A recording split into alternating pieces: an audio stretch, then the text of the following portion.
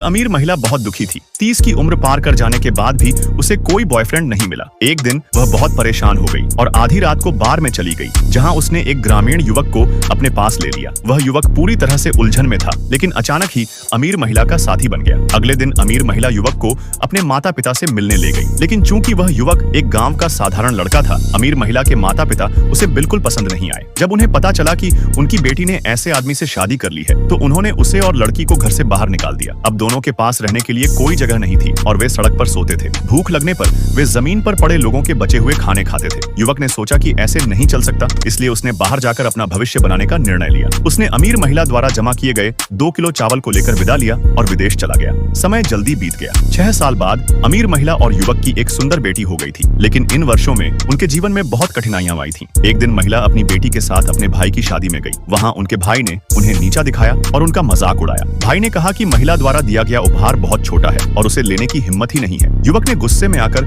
उपहार महिला के चेहरे पर फेंक दिया। महिला ने देखा कि उनके भाई उन्हें और उनकी बेटी को पसंद नहीं कर रहे थे, इसलिए वे दोनों वापस जाने की तैयारी करने लगे। तभी उनकी भाभी ने उन्हें रोक लिया। जैसा कि उम्मीद थी, दोनों पर फिर से ताना मारा गया और उनका मजाक उड़ाया गया। भाभी ने कहा कि जब पुरुष ने इतने साल पहले इस तरह का गरीब आदमी चुना था, तो अब भी यही हाल है और वह अब किसी अमीर आदमी से शादी कर ले। वे महिला और उसकी बेटी को घर में बुलाने का नाटक कर रहे थे, लेकिन उन्हें पता नहीं था कि युवक इन वर्षों में विदेश में बहुत सफल हो गया था। उसने विदेश में अपने कई बिजनेस स्थापित कर लिए थे और अब वह निजी विमान से घर लौट रहा था। विमान में शहर के मेयर ने स्वागत किया। प्रोफेसर झाओ, स्वागत है। आपने विदेश में अपना शीर्ष पद छोड़ दिया और घर लौट आए। यह सराहनीय है। देश की ओर से मैं आपको यूनिवर्सिटी ऑफ ताइपेई में विज्ञान के प्रोफेसर का पद प्रदान करता हूँ। 3 साल में आप आधिकारिक रूप से अपना दूसरा वर्ष शुरू करेंगे। मेयर ने युवक को पेय के लिए आमंत्रित किया, लेकिन युवक अपनी पत्नी और बेटी से मिलने के लिए जल्दी में था। उसने मेयर को अलविदा कहा और घर की ओर बढ़ा। इस बीच महिला और उसकी बेटी अब भी ससुराल वालों द्वारा परेशान हो रही थी। भाभी ने कहा कि महिला गंदी है, उसे जूते पहनकर ही घर में प्रवेश करना चाहिए ताकि फर्श गंदा ना हो। उसने महिला और बेटी पर सैनिटाइजर डालना शुरू कर दिया। इसी बीच भाभी ने अपनी शादी की अंगूठी गायब पाई और महिला पर चोरी का आरोप लगा दिया। उसने महिला की तलाशी लेने की मांग की और अपने पति और भाई को इसे करने के लिए कहा। महिला ने कहा, भैया छोटा लोग, मैंने चाबियां नहीं चुराई, कृपया मुझ पर विश्वास करें। छोटे बच्चे भी गंदगी से बचाने के लिए